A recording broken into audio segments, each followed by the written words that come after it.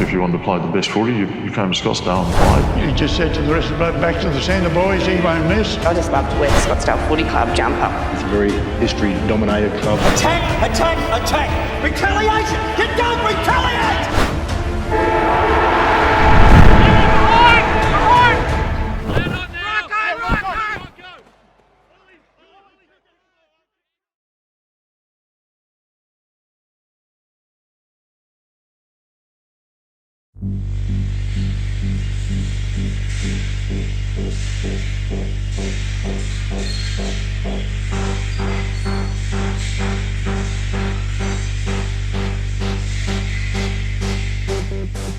All right, well, we're here with another great character of the Scottsdale Football Club who's still involved today as a trainer, Tubby Gillespie.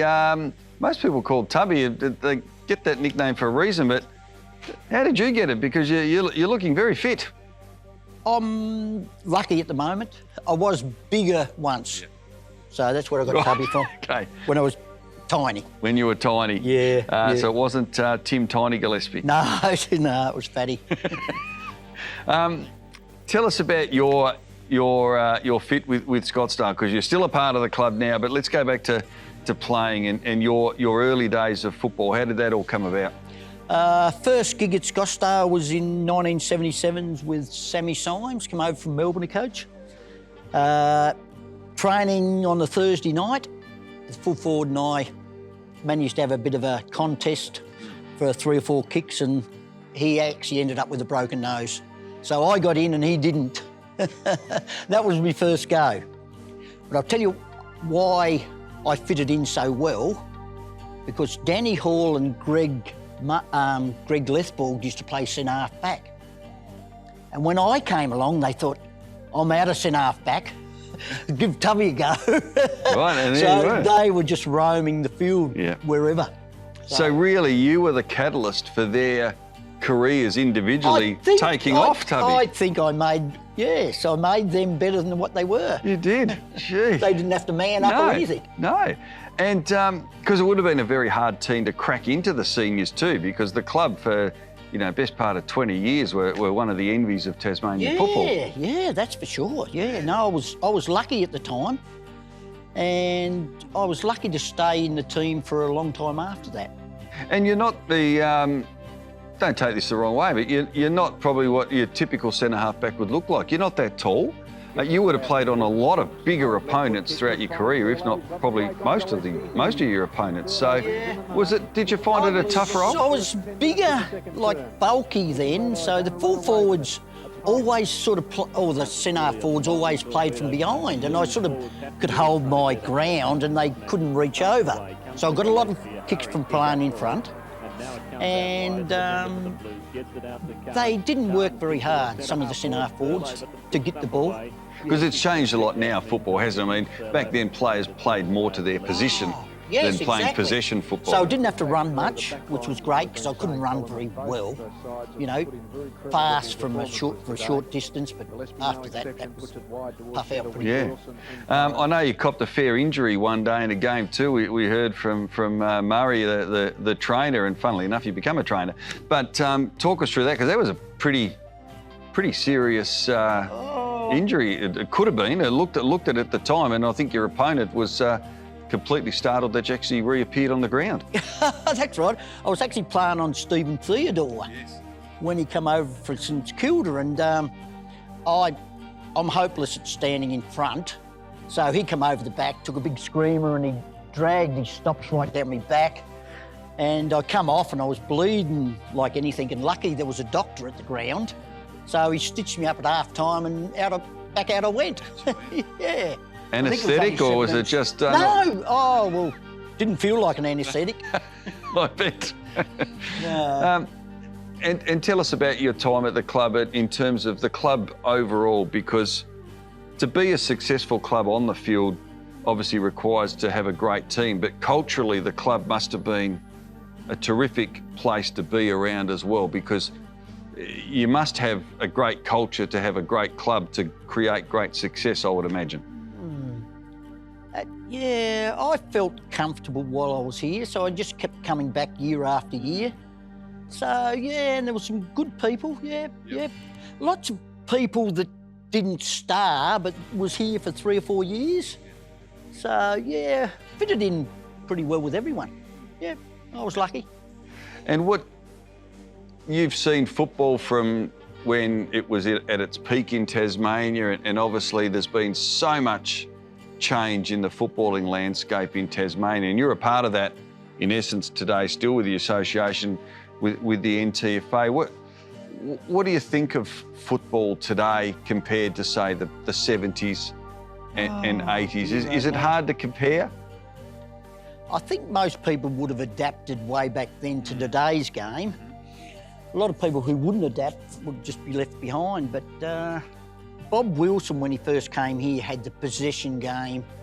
He'd kick it sideways and handball small just to keep the ball, and it's a little bit the same now. You came to the footy once upon a time to watch the high mark and full forwards and centre forwards and the 50, 60, 70 metre barrels. But that's not now. No. It's changed for sure, like you said. And final question, but with your introduction to senior football, it was a pretty exciting year, 77, because obviously it was a pretty famous day at York Park against North Launceston as well, premiership, but obviously some pretty ugly incidents that happened in the grand final as well. But tell us what it was like playing, because you didn't play in front of 400 or 500 people like they do today. You played in front of thousands. It must have been great. There must have been nearly 10,000 there at the time. I remember we got these plastic little footballs to kick into the crowd. Oh, that was exciting. And I boosted this plastic football into the crowd and it didn't even get over the fence. No, they don't go far, do they? And I didn't realise that. That was exciting in itself, just having this plastic football and looking up and did there you the have crowd. to sign them, did you? No, I didn't sign. No. No, they were a great part. Well, they were the things you used to have back in the day. I can still remember them as a kid, and you had these plastic footballs that went about 2 metres when you kicked them. That's it. So, but what was that era like then as well? It must give players a lift when you're playing in front of crowds that are.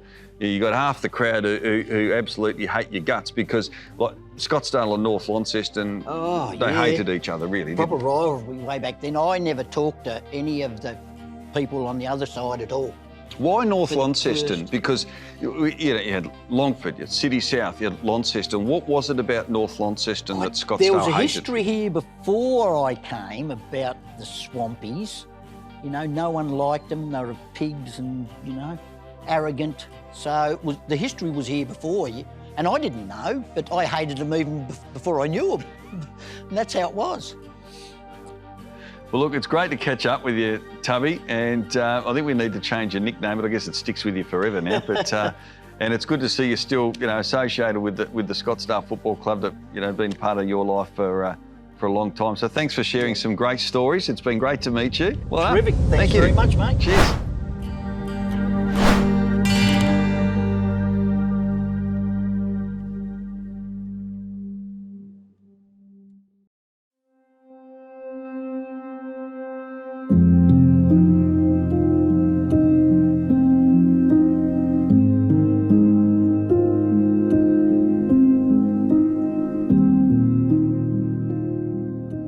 Rod Hill, a name synonymous with the Scottsdale Football Club, both as player and coach, and a couple of kids playing there as well. But good to see you, Rod. 352 games with the club, third on the all-time list. And what we see here in the room, a lot of it is relevant to you and your time with the Scottsdale Football Club as a player and coach. Amazing history. Well, yeah, and my time here was just lucky to be in a good era with some very good players and a good culture. So, you can be lucky in your sporting career, and I was lucky. And we see football clubs today, they've got players from all over the place. It might be interstate or from out of town and getting offered good money. But Scottsdale then was a club, predominantly everyone was from here in the community.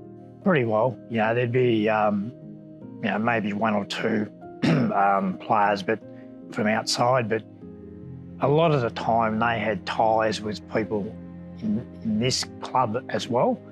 And even then, they might have been from St Helens or from Launceston. But yeah, ultimately, it was rare that we'd get someone in who wasn't known to at least a couple of players in the first place. And for a community like here in the northeast, how did the club become so strong on the field, do you think? Because in a period there obviously was the best team in Tasmania, arguably. With the community up here, what led to the success on the field, do you think, in terms of being able to develop such great players?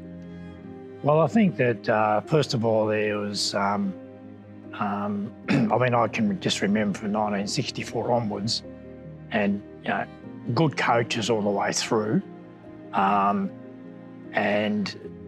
the culture of the town was very, very much pro-football, and had a good, great support from the community.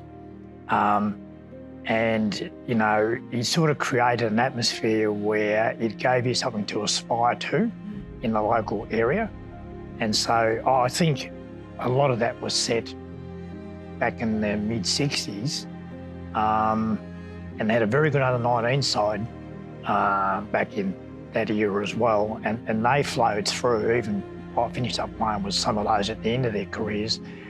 So there was a culture set and an expectation and a great community behind the whole era. And I just think that set the scene. It carried on for, well, for decades, basically, yeah. What are some of your best memories from your long and successful playing career that you look back on and think, was it the team stuff? Was it the individual performances? What are some of your great memories of the club? Well, everything was all about the team, and everyone had everyone's back. There's no question of that. We used to mix together because basically a lot of the guys worked together. We all knew each other pretty well from schools and all those sort of things. So you got a nice head start. You already know pretty well how each person would react to a bit of criticism, or whether they could take some fun, or whatever the case was. Everyone respected the stuff around them. And so I think, you know, there's some good memories of that type of thing. And then, of course, grand finals, the ultimate. We're lucky enough to play in a few of those. I mean, I think I played in 4, whatever it was.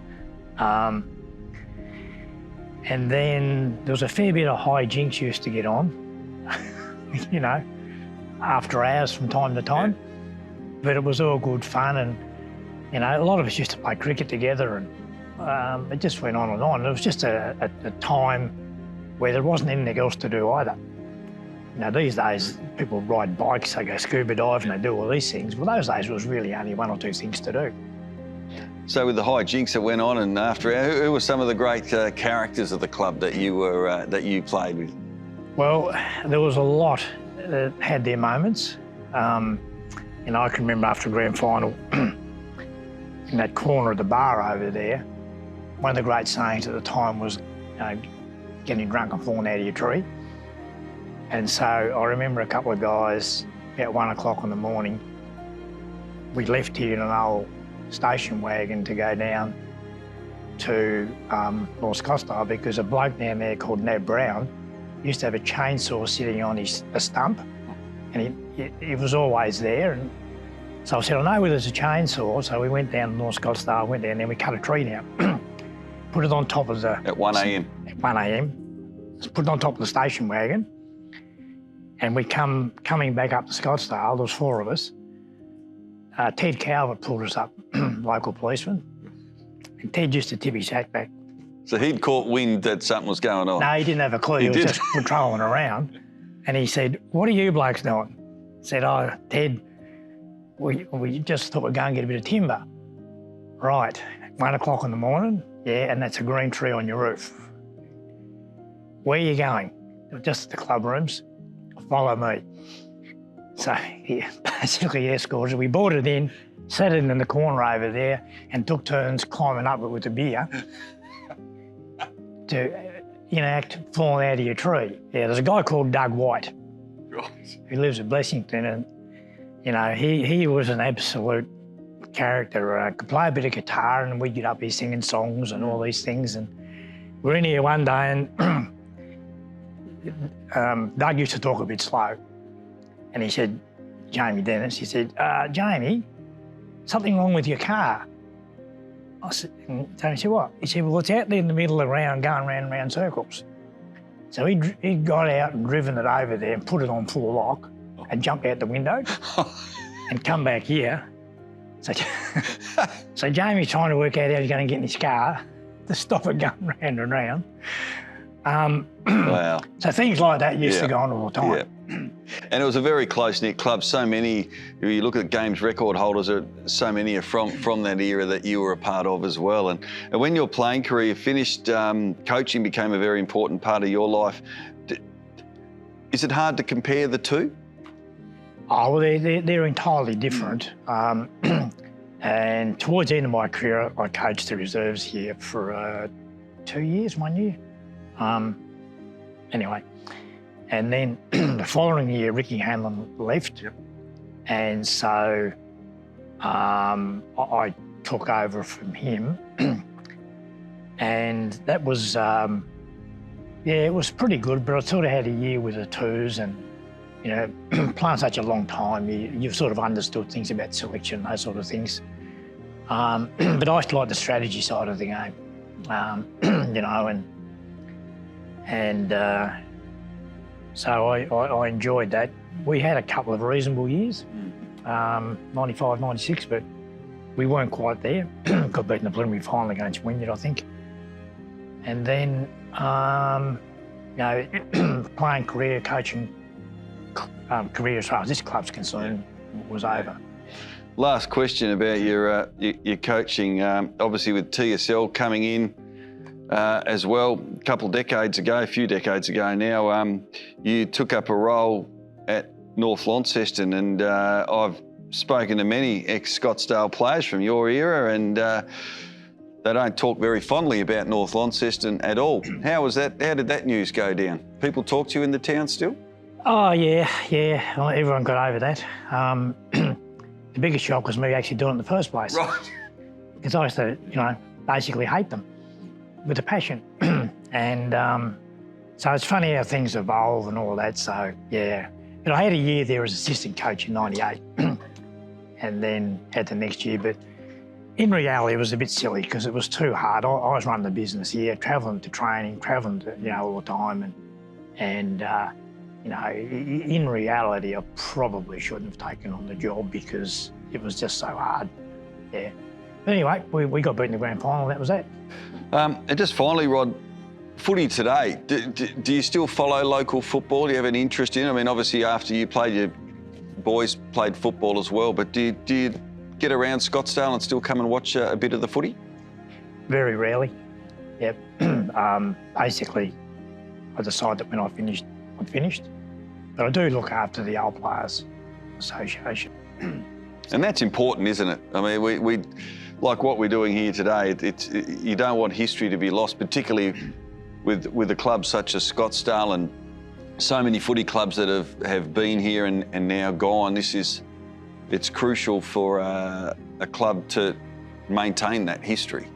Yeah, well, part of our focus is just we have a reunion every 2 years, and then once a year, last home game, we have a little get-together, and that's about all we do. We raise a few funds, you know, from those events, and what we're trying to do there was a fund, you can see them, is upgrade all the photos, and they're all upgraded from funds that we've provided to the club, and we'll continue to do that to preserve the history, but also give the next group the opportunity to say, well, it can be done. Yes. You know, create your own era. So that's part of what we're trying to do, yeah. Fantastic.